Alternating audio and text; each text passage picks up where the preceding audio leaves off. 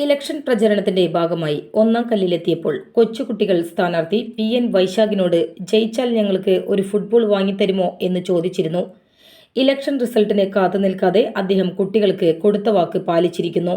ഒരു പുതിയ ഫുട്ബോളുമായി അദ്ദേഹം കുട്ടികളുടെ മുമ്പിൽ നേരിട്ടെത്തി കുട്ടികളെ ഏൽപ്പിച്ചു. കുട്ടികളും ഹാപ്പി, എല്ലാവരും ഹാപ്പി.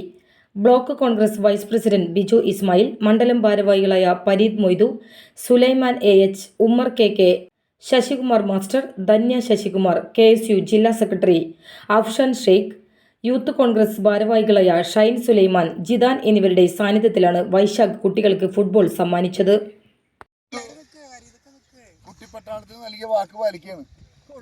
ബോൾ അപ്പോൾ വെക്കേഷൻ എൻജോയ് ചെയ്യാം. Okay okay okay okay okay okay സെറ്റല്ലേ?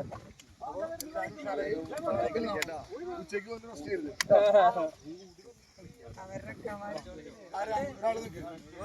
ഒരാൾ നിൽക്ക്.